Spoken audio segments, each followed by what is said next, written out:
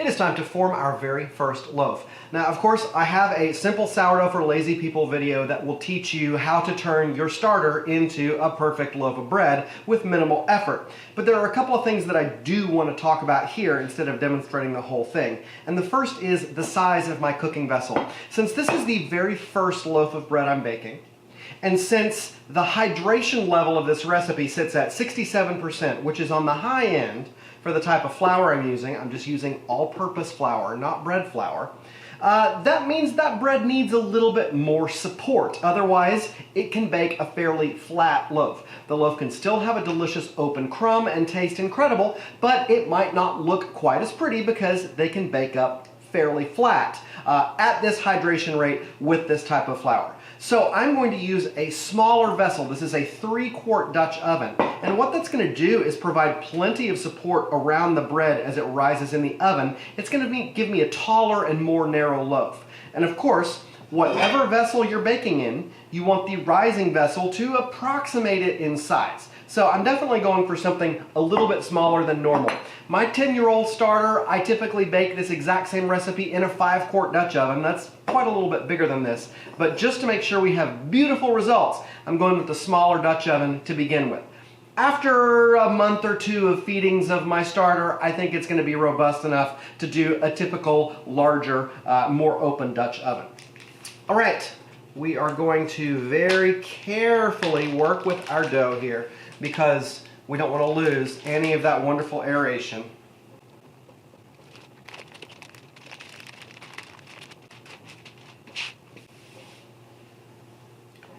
Start this shaping process here. Very nice. Lots of flour. Lots of flour in our rising vessel on the cloth. And now we need to give this bread 4 hours to rise before we put it in the oven. About 45 minutes before that, I'll start preheating my Dutch. All right, preheated Dutch is screaming hot here. I'm going to transfer the loaf carefully. Go ahead and give it a scoring with my scissors.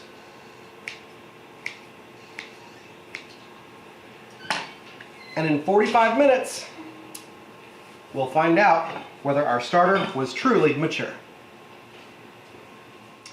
All right, 45 minutes later, we have a beautiful loaf of bread here. Smells incredible. There is a little bit of bursting along the lines, which actually is an indication that the bread is slightly underproofed. So I probably should have let it go for about 6 hours on its second rise. This is something that you're going to learn about your individual starter over its life cycle, what its appropriate first and second rise times are.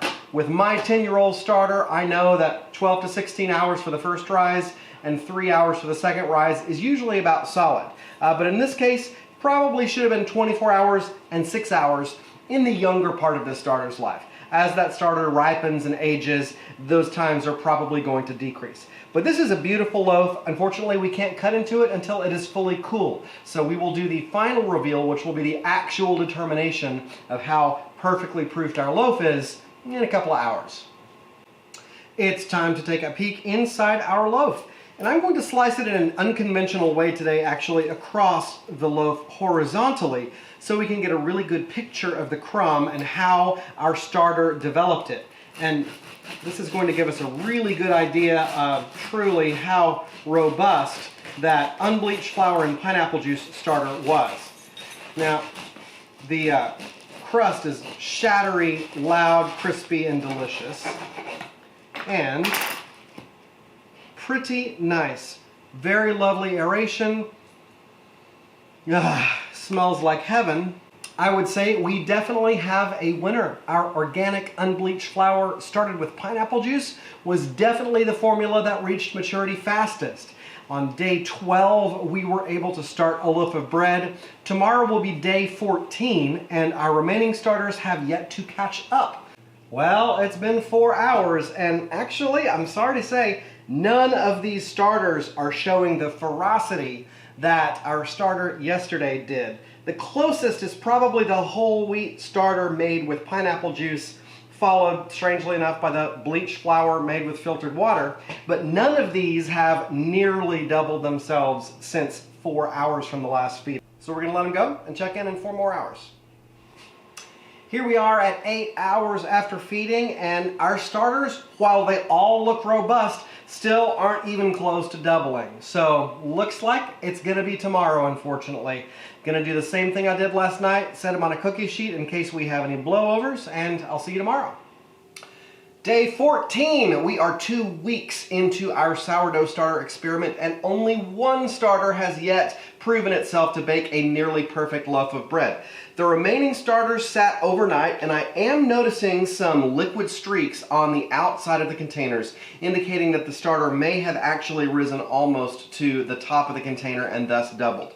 So, this morning we are going to do a typical divide and feed and take a look at these starters in 4 hours to see if they are robust enough to begin their own loaves of bread.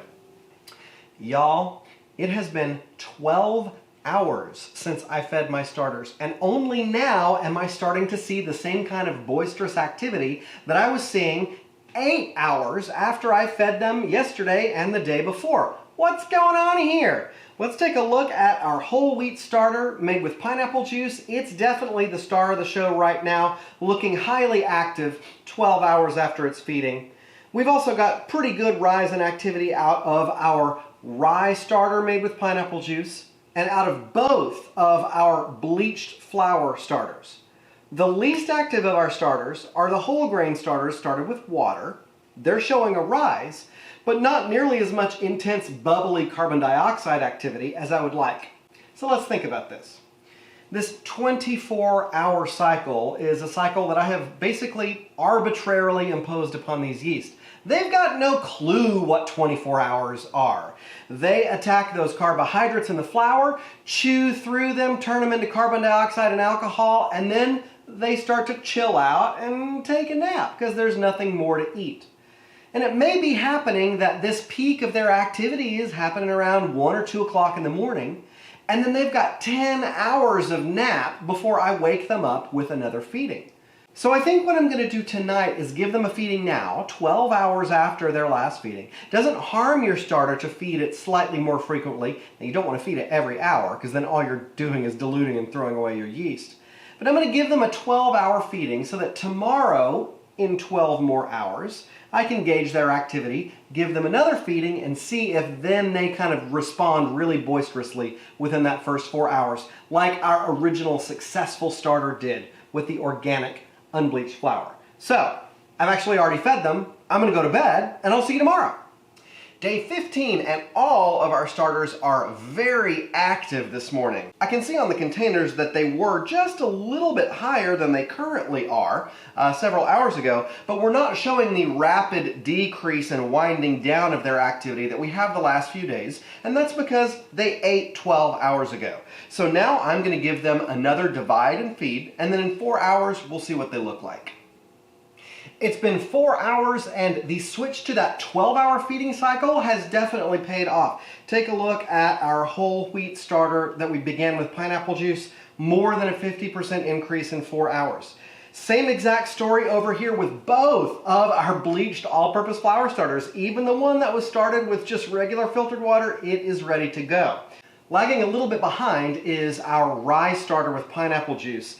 It hasn't even really increased its volume by 50% in this 4-hour period.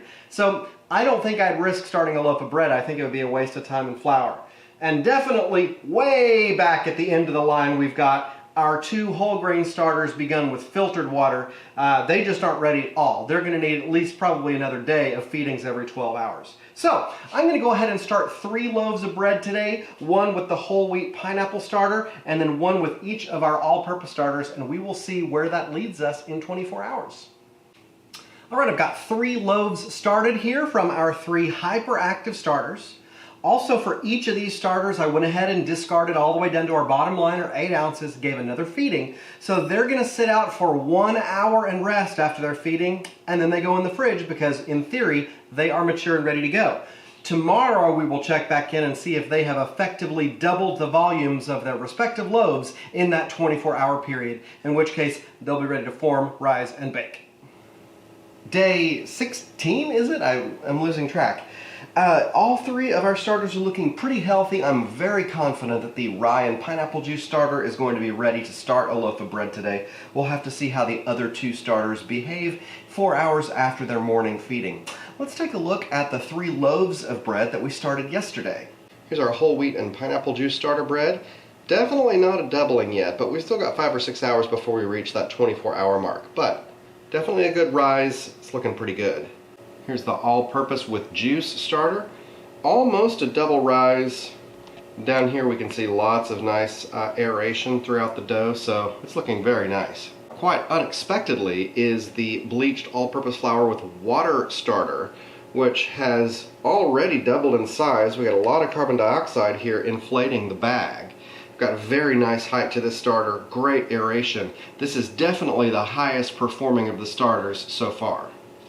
4 hours later, and our rye with pineapple juice starter has definitely increased its volume by more than 50% in 4 hours, so it is ready to start a loaf of bread with.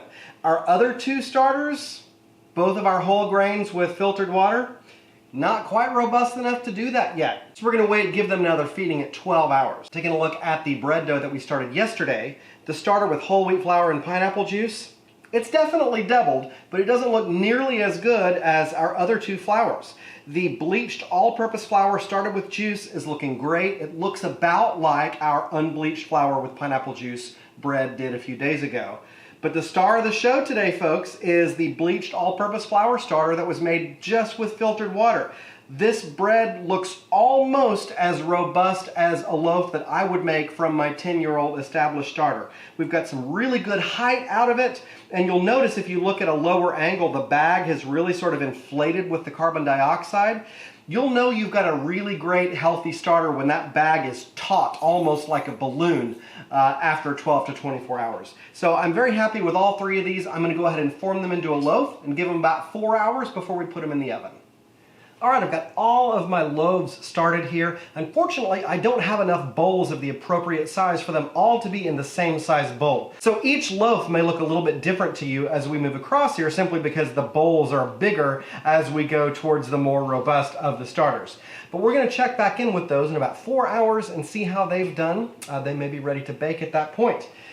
My other starters were waiting until the 12-hour mark for a feeding. I went ahead and gave our robust full rye starter with pineapple juice another feeding. It's going to sit on the countertop for 1 hour and then go into the fridge to live the rest of its life, unless we're pulling it out to bake bread and feed it. And we will check back in with its loaf of bread in 24 hours. It is day 18, I don't know. Whatever your screen says is right. I've lost track. It's been so long. Of our 2 remaining starters, the whole wheat starter begun with filtered water is finally mature. It was fed about 4 hours ago and it's increased in volume by more than 50%. Looks great. So I'm going to go ahead and start a loaf with this one. Our rye starter made with filtered water, it's still lagging behind. But again, I want to note the importance of the fact that there are no definites when it comes to sourdough. I have a friend who's been following along with this series. She started a rye starter made with pineapple juice and water, and it was mature and ready to go in 5 days. We didn't have anything like that with any of our starters here. So again, your results are always going to vary because it really just depends on what happens to be in that bag of flour, whether or not you've added any juice to the mix, what's in the air and on your hands, and all that kind of good stuff. Now, we have got some loaves of bread to look at because I've baked 4 loaves over the past 3 or 4 days, and I'd like to show you some surprising results.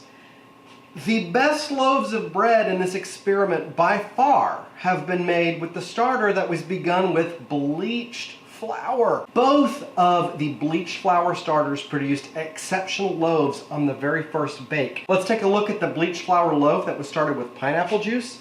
Really beautiful loaf of bread here. A nice rise, and when we look on the inside, a beautiful open crumb, nice and moist, lots of air pockets. Really, really lovely loaf. Perhaps the biggest surprise of all is the bleached flour with water starter, which is like literally the worst thing you could imagine. Like that's the last resort, to take some Pillsbury bleached all-purpose flour and add filtered water to it, you think it would never make a viable starter. In fact, it has baked the most beautiful loaf of bread that any of our starters have made as their first loaf. Look here, nice and golden, beautiful browning. It's got higher lift than any of the loaves we've baked thus far. And when you take a look on the inside, really lovely crumb, beautifully distributed air bubbles, nice and light and moist. That's a really gorgeous loaf of bread. Here's the loaf started with the whole wheat and pineapple juice starter. Not quite as impressive as the other two. It's kind of sallow and pale. We'll talk about that in just a little bit. Taking a look at the crumb on the inside though, looks fairly nice. I want to draw your attention to some of these much larger air bubbles here. This loaf looks a little bit more like a high hydration loaf that just needed a little bit more support and time and strength. But still, this loaf of bread is going to taste delicious, I'm betting, after I taste it. We'll also talk at the very end about which one of these bread loaves tastes the best, because I will have tasted all of them by the time it's over with. And finally, today we have the starter with rye and pineapple juice, the gold standard. This loaf also didn't rise nearly as high as the others, and if we take a look at the crumb on the inside though, very nicely distributed. It's got more aeration. The crumb is lighter than the whole wheat and pineapple juice starter. Now, something that I do need to stress is that I'm holding all of these starters to the same rising and baking standards. The first rise is about 24 hours, the second rise is 4 to 5 hours. If I was baking these loaves individually, I would be able to tell, oh, this starter needs a little bit more time, or this starter has matured more quickly than I expected, it's time to go ahead and form a loaf, or it's time to go ahead and put it into the oven. So it's entirely possible that each one of these starters could have produced a better and more superior loaf if I had been working with it individually. But in an attempt to sort of control this experiment, I'm forcing every starter to the same standards so that we can see what kind of loaf they produce. But the good news is, thus far, all of these starters have produced an edible loaf of bread, and if I had been watching them, I could have produced an even better loaf of bread by allowing each of them to mature at their own individual pace. It is day 20 of our experiment, I think, and our final starter has finally matured. The rye and filtered water starter was able to increase its volume by more than 50% in 4 hours since a feeding, and so it is ready to start a loaf. So I'm going to do that right now, and I will be back tomorrow to show you this loaf and the loaf we baked a couple days ago with our whole wheat and water starter, and wrap this whole experiment up.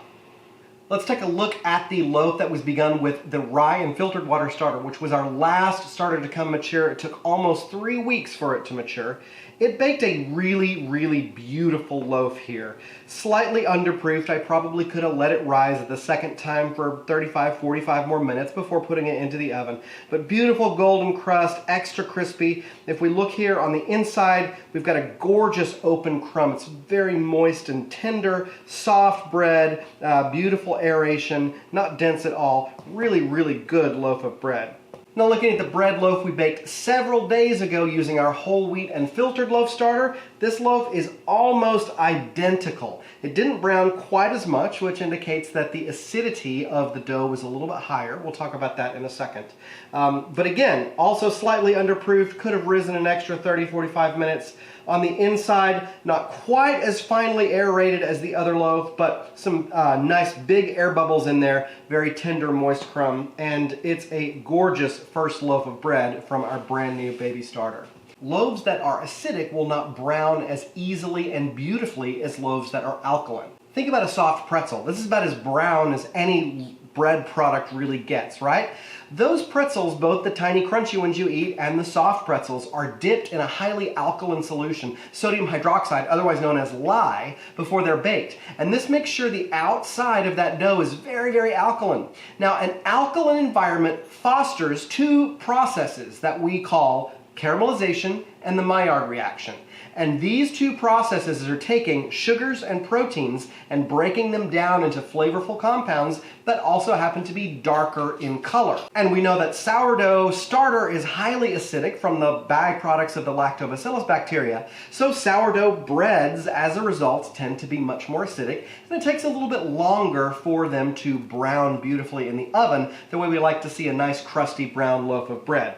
Now, we get around this by that really hot preheat, 500 degrees Fahrenheit, and for an extended baking time. But if you find that you really do like a nice golden brown crust, and your particular starter is so acidic that it's not yielding that, just get a little squirt bottle, put some teaspoon or so of baking soda in with a cup of water, and spritz the top of that loaf with baking soda water just before it goes into the oven. It'll give you a nice brown loaf. But you can always tell the loaves that are going to be more tart in flavor tend to be lighter in texture when they're done, because browning is hindered by acidity. Most of the super sour loaves that you get in San Francisco bakeries are actually quite pale, even when they're fully baked. Now let's talk about a few closing lessons that we've learned from this 3-week-long experiment. I'm exhausted.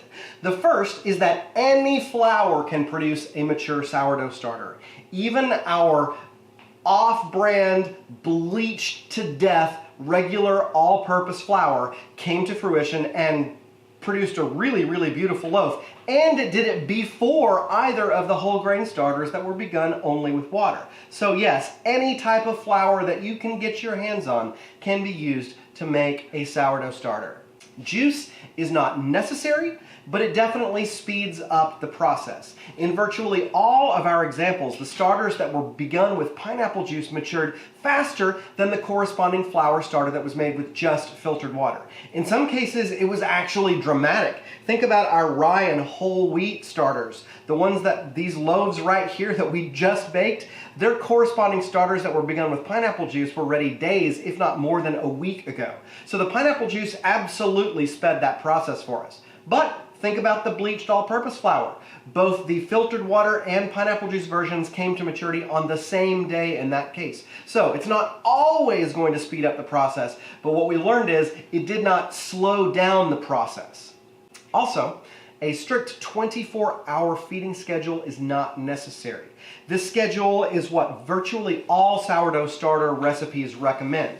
But in the beginning, before we've built up a nice healthy colony of yeast, if you're throwing away half your starter, all you're doing is throwing away yeast. So it's perfectly fine for your initial feeding cycle to wait 48, 72 hours, or even 4 or 5 days until you really notice activity taking hold in that starter. At that point, you can switch to a 24-hour feeding cycle. But then you'll see that activity as the starters approach maturity goes much faster than 24 hours. And we don't want to wait until the yeast are completely exhausted and out of things to eat to feed them. So feel free to shorten your feeding cycle to 12 hours once you notice the starters becoming fairly robust. In conclusion, all 4 of the flours we selected for our experiment baked beautiful loaves of bread for their very first loaf. But they will continue to improve with age as long as you take care of your starter. Now that doesn't mean you have to feed it all the time. I've actually taken some of the starters that have been in my fridge and baked loaves of bread with them for friends and other projects over the last 3 weeks, and those loaves were superior to the very first loaf that they produced when they were rip-roaring, bubbly, and ready to go 4 hours after a feeding. So don't worry too much about feeding, but don't let your starter go more than a month or 2 without feeding here at the beginning. Show it a little bit of love, give it a feeding every week or so, and you'll set your starter up for a lifetime of strength and happiness. Now finally, it's time to give your starter a name, because it's now part of your family. You can decide whether it's a boy or a girl, or whether it doesn't identify with any particular gender. You'll get to know your starter a lot more the more often you bake with it. So, the most important thing I can stress is bake, bake, bake. Check out my recipe for easy sourdough bread for lazy people. It's literally 5 minutes on day 1 and 10 minutes on day 2, and you can have gorgeous, beautiful, flavorful sourdough like this as often as you want it. I'm Ben Starr, the ultimate food geek. Check out my website, benstarr.com, for lots more geeky shit. Thanks for watching. I'll see you next time.